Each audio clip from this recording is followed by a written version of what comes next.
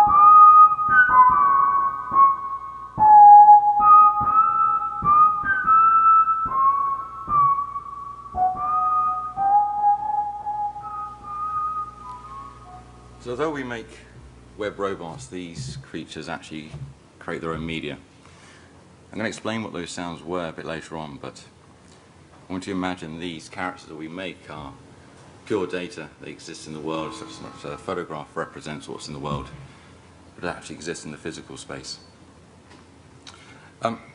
That's me, as far as Twitter's concerned. Sorry, is it my mic on? Yeah, okay. We're very curious how personality can be quantified, broken down into stats, how we relate to people around ourselves, and how systems, machines, code makes those decisions. So we're a small team, about 6 people, Berlin, Bilbao, London, Peterborough, Dorset, and we came together because we experimented with these bot systems, playing around with Twitter and social media to try and find a way to bring out personalities that already exist in the social internet. We try and focus on where the physical world and the digital meet. We try and do that through another character's experience. So we have an idea, there's a gap between the physical and the digital world where transactions are recorded, where activity is documented, and traces of what's happened exist. And this is where we put Weavers. They're our 4th generation robot. And the nice thing about today is we've actually opened up the system to everyone. If you've got a laptop in front of you or something connected to the internet, you can go to weavers.com and start creating characters. I'm going to show you through what they make and how you make them. This is an example one. Do you ever know Peter Sellers and the Pink Panther movies, Clouseau? And we test our characters by building stereotypes, archetypes, characters we know in films and fictions and stories. And what the Weavers do is go through and block their existence. They go looking for books, films, photographs, and they blog them. But they're not just searching, they're wandering around the planet as well. You can give these characters home and work addresses, and they'll go off looking for things that relate to them. We try and find ways to understand how they work, because we don't always know. So the idea of creating a character that goes walking around, for example with Clouseau, he's based in Paris, you can follow him and Google shows you what he should be looking at. As they wander around cities, they overhear music, and they blog about it. At the very least, we try and create that illusion. They go through books, they go through videos, products, Etsy and eBay. And what we're doing is search. But we're doing it in a very odd way. Sorry, can you speak up a bit? 'Cause Oh. it's going down quite a talk from where I'm sitting. Can you turn up? I've got to speak up a bit more. How's that? Cool? People at the back? Louder. Turn it to 11.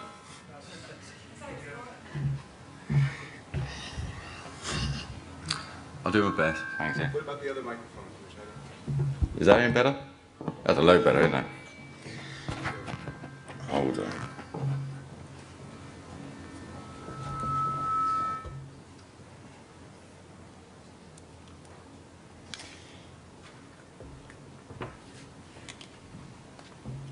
Okay.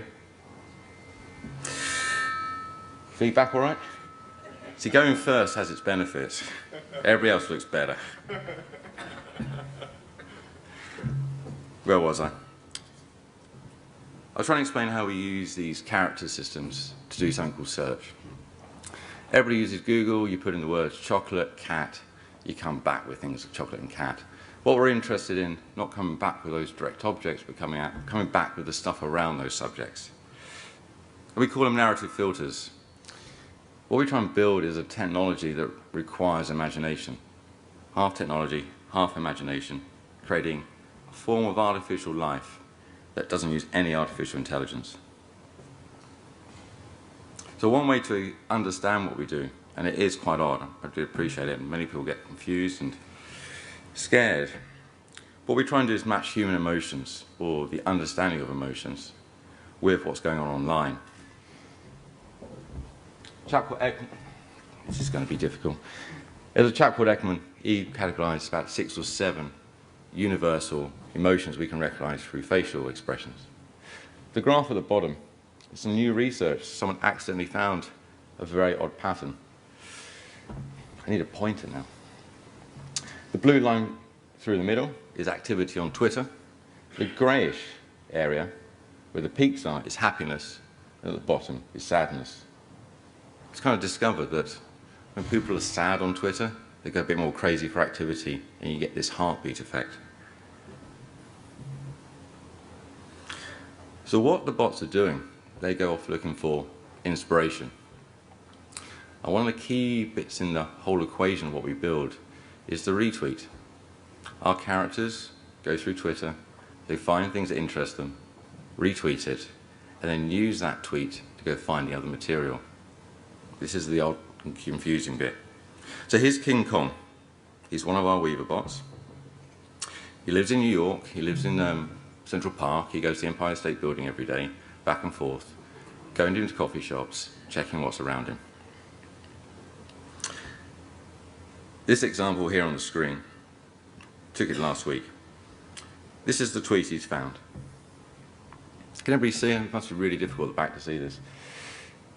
There's something that caught his attention. And what we do, once we've found that tweet, he then uses the words in that tweet to go looking across the internet for other related stuff.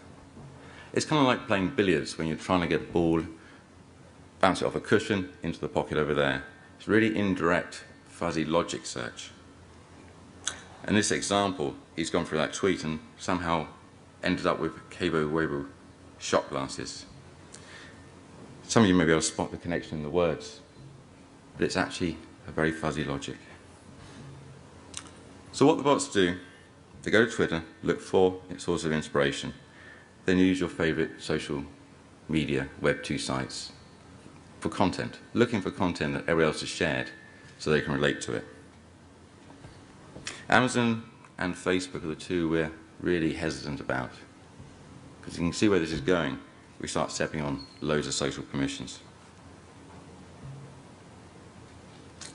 When I started doing software 15 years ago, my line manager said no bit of software is complete unless it's got an email function in it. Today, it's got to have a Twitter function. So our software, as much as our bots have their own blogs, they use Twitter for search, they go back onto Twitter again. So the characters we create exist in the same social graphs as us on Twitter. And people kind of like it. It's very odd. We never tell people the bots are robots or mechanical devices. We just don't ever say they're human. And for some reason, when the bot retweets them, people like to write back and say thank you, expecting a response. They don't get one. It's kind of a half a Turing test. So there's a little example how to put one of these bots together, and so you can try for yourselves. There's a toy company called Kid Robot, and they brought out this teddy bear called Wilson. He's a grumpy bear, smokes cigars, likes sardines. $30. And it came with this, I was in New York and I found it in a shop, and it came with this little booklet about this teddy bear. And this screen here is this is annoying. This screen here is the editor for the bots. This is where you create the bots. This is what you have access to. And you just take the words, like I did with Wilson, or Winston as I called him. You take the key characteristics, grumpiness, teddy bear, cigar, sardines. This is someone else's character, and I've just copied the words over into the system. I give him some kind of weekly schedule. Weekdays he wants cigars and coffee, martinis in the evenings, sardines the weekends. Kind of arbitrary words, but enough to describe the basic of the character you're trying to make. We had lots of little functions in here so you can port your robot onto different platforms or help promote it. And when you hit save, a blog is created, the character comes to life, and it starts showing where he is in the world.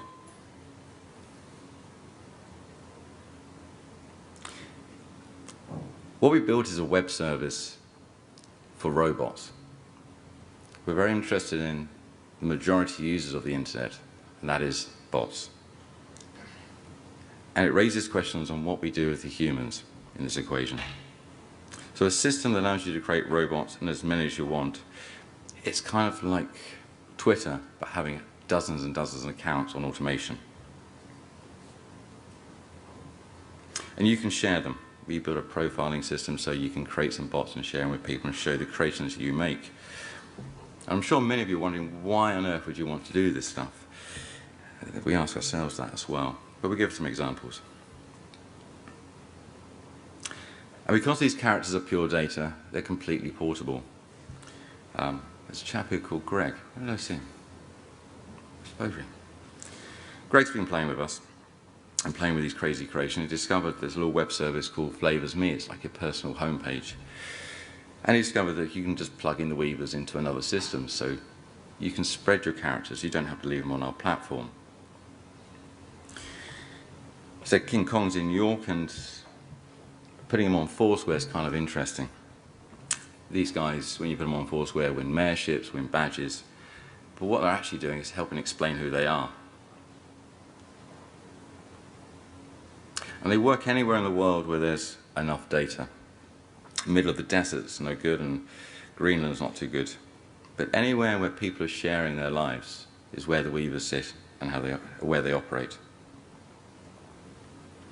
So as we're focused on not humans but bots, bringing in things like augmented reality becomes very, very odd. We use a little system called Layer. Have you ever heard of Layer? It's a thing you put on your phone, hold it up, look through the viewfinder and see data around yourselves. So we thought it might be an interesting little experiment to copy the entire character set of Alice in Wonderland, map Alice in Wonderland to a city like Berlin, and let the bots go off and do what they do. They all meet up at particular times. So Mad Hatter's Tea Party, 3 o'clock, they all converge, well, 4 of them converge in a coffee shop. What's quite nice is we can hold the phone up and you can see these characters floating around yourselves. What's really more interesting is what happens to the characters when they're not in the main storyline. So there's 40 of our bots running around Berlin, living out another story.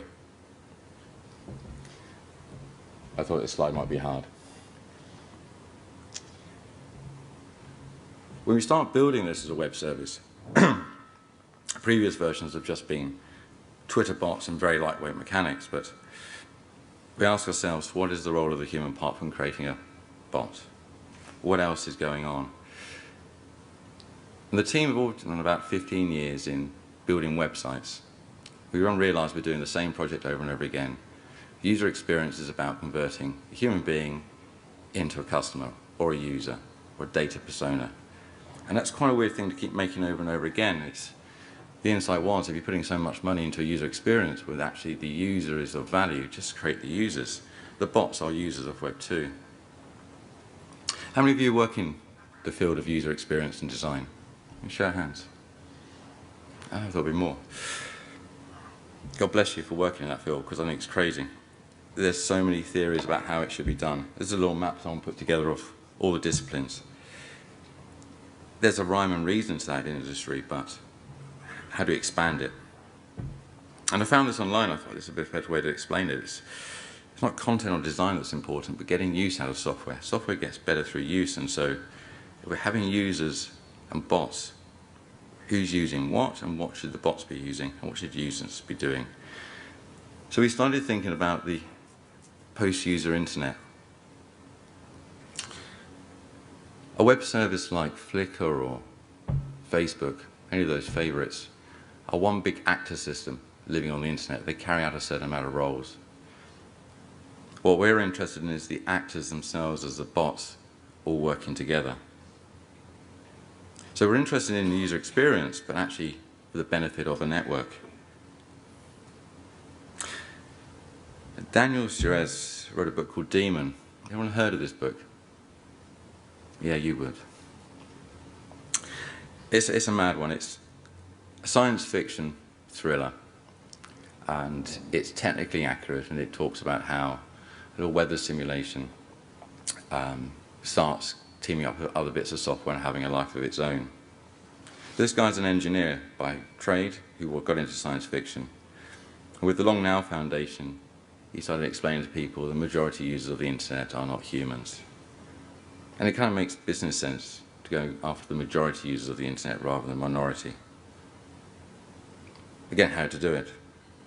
Web 2 is always about encouraging us, not taking stuff from us, but encouraging us to share. But any large web service, it gets impossible to imagine what's going on. With Facebook's 600 million people, we can't actually see what that system looks like, even if you start breaking it down into chunks.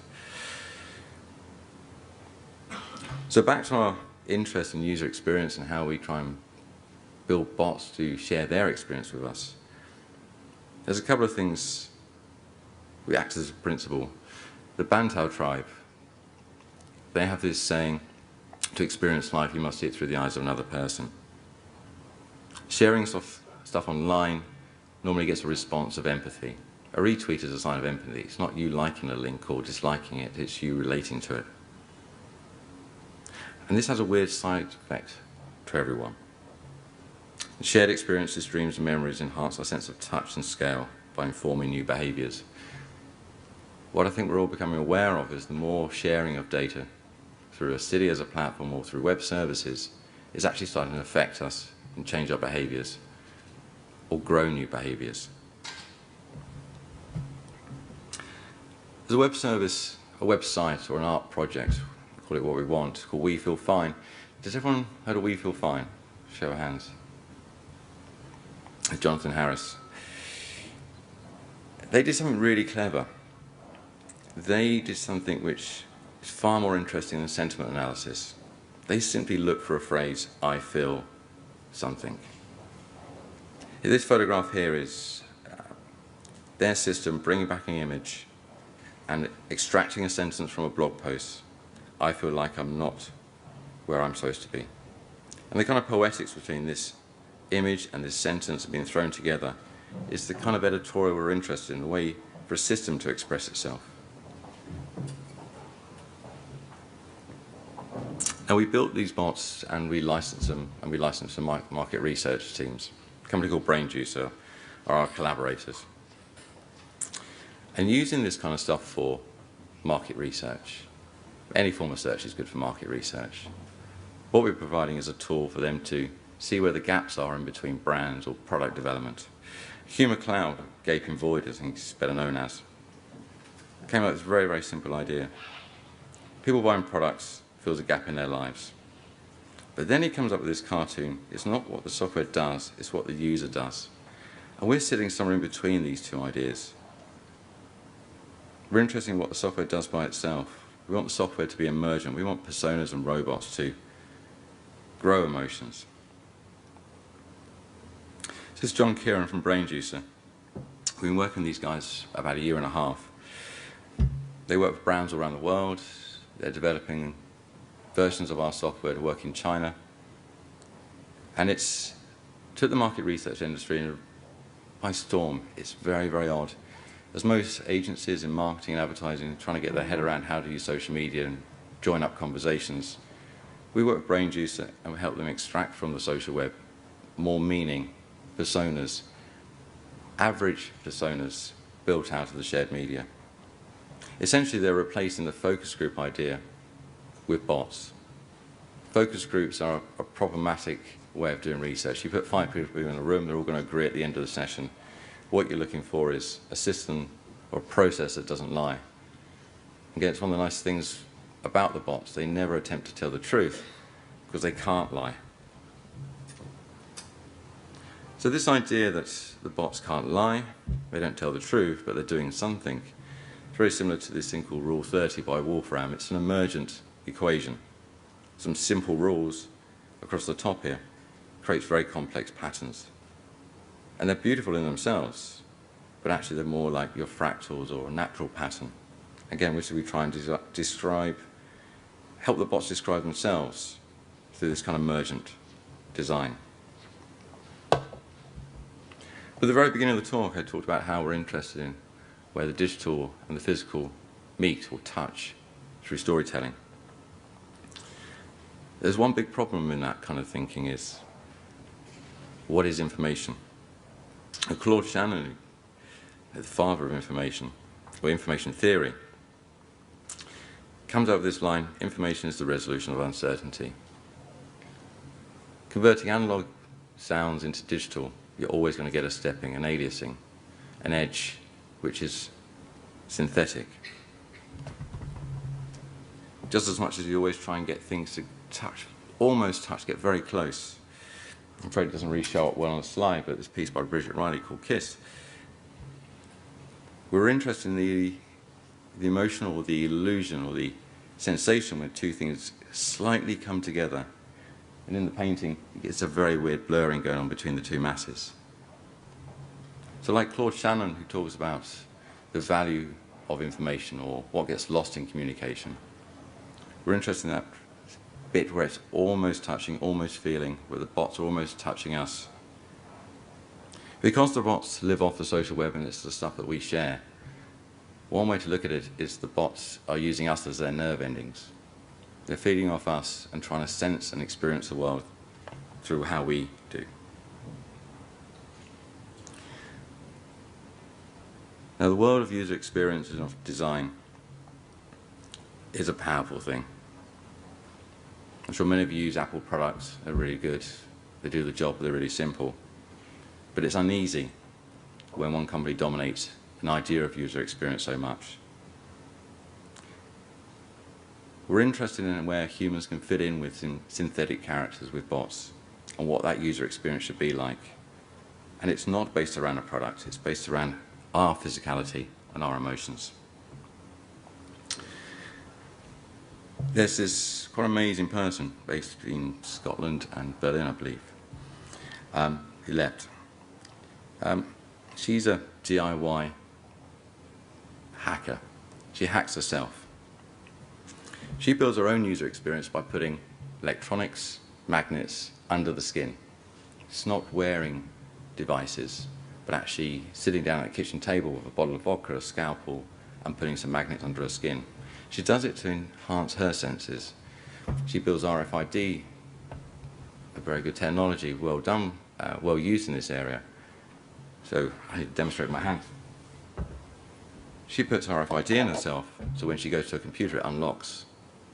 This sense of touching a network through the physicality that way is a more interesting user experience than I think Apple is pursuing. It's scary, but it's interesting. Another example which we like to refer back to is this piece of artwork, A Torture to Stephen Slaughter. Does everybody know what this is, or show of hands if you've seen this before?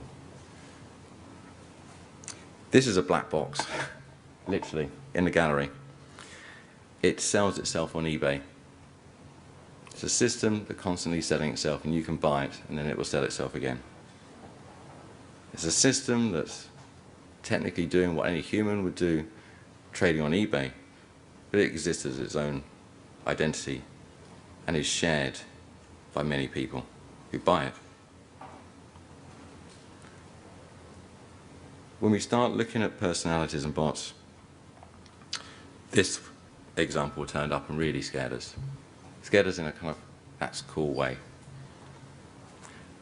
Stock market, as you all can imagine, lots of people waving their arms around, trading, selling. It's all pantomime. There's some very interesting stuff going on in the financial markets where people are building bot systems to automate trades and offers. An analyst spotted this, started sharing it, we all started looking.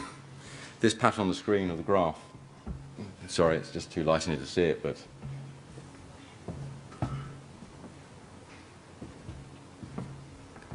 this algorithm generates a knife shape. There's loads of different beautiful patterns, but this isn't human traders on the internet. These are bots. They're playing around with pension markets, real estate values, stocks and shares. That touches us. When bots are controlling the flow of cash in the markets, that affects everything around ourselves. Again, the sense of touch is curious to explore. A lovely New York project called Tweenbot. We've got 5 minutes. It's a cardboard robot with a little motor, no intelligence in it at all. It trundles through a park, and people like to shift it into the right direction. Again, touching little machines, and a space on it brings a personality. Nasdaq tag rabbits, we put our bots inside physical objects so they can blink at you on the desk. Another artist, Heath Bunting, he's just found a way to actually create, in the UK, natural personas, legal identities, which could be complete fictions, used in the legal trade. We're talking to him about giving our robots legal identity, real person identity in the UK. I'm going to go a bit fast because I haven't got much time by the looks of it. So now we discover that we can play around with touch in very weird, abstract ways from our bots. We want to give them a voice. Everyone remember Max Headroom from the 80s? We're kind of trying to do this, but not behind a screen. We don't restrict our bots to behind a screen. They just exist as data. That's how we get away with them on augmented reality platforms. And we're seeing this ideology turn up in curious places. We've got Honda creating robots which walk around and are trying to program behavior so they seem more human, and it feels that uncanny valley. This is getting weird. The guy on the left you might recognize as the Old Spice guy from a campaign from Wyden Kennedy last year. Why I think this guy's a bot is because he's doing one simple process, taking ingest and ideas from an audience with some writers and sending a message back out again.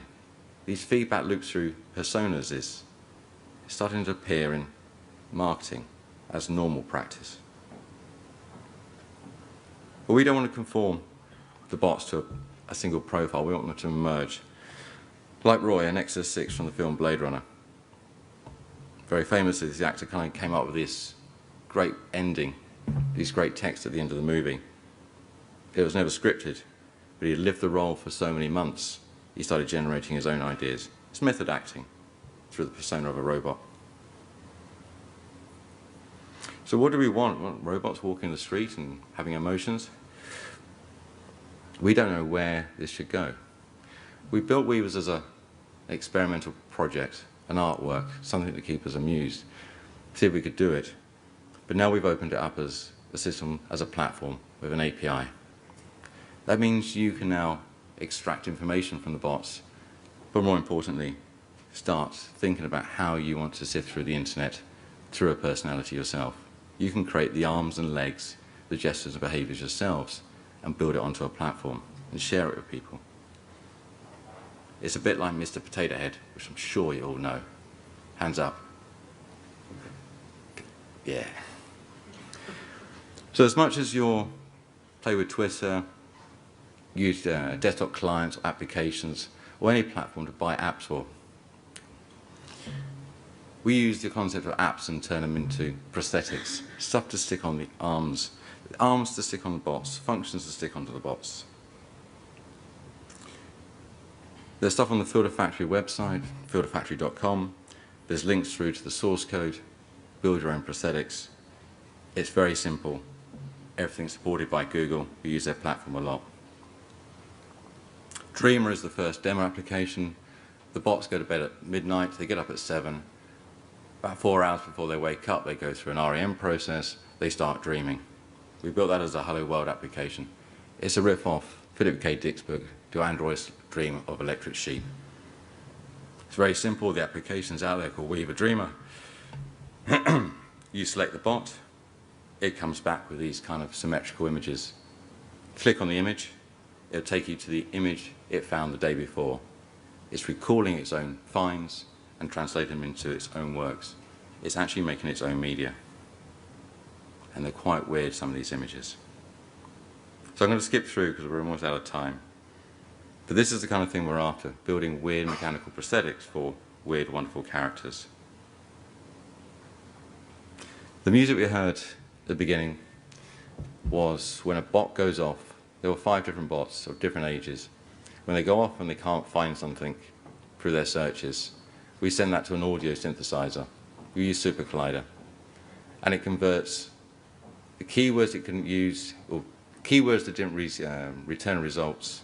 It uses the profile of the bot, its age, its location, to create a nationality of the whistling, and then produces the whistle file, which goes to SoundCloud, which then goes back onto the bot's blogs.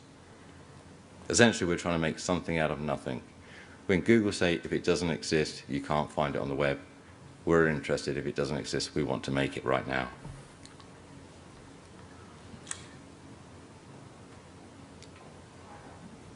There's a lot more here, but we're going to run out of time.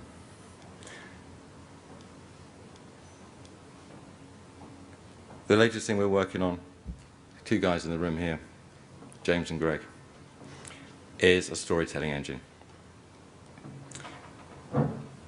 This is a way for the bots to actually tell epic stories day in, day out. We want to be able to see if we can take storytelling further than we've seen with TV and with digital arts. We want to be able to unleash imagination across the social graph so we can see much further. There's a movie by Sellers called Being There. It's worth a watch and it's a big inspiration to us. I'll leave it there because I'm getting waved at. Thank you for listening to the weirdness.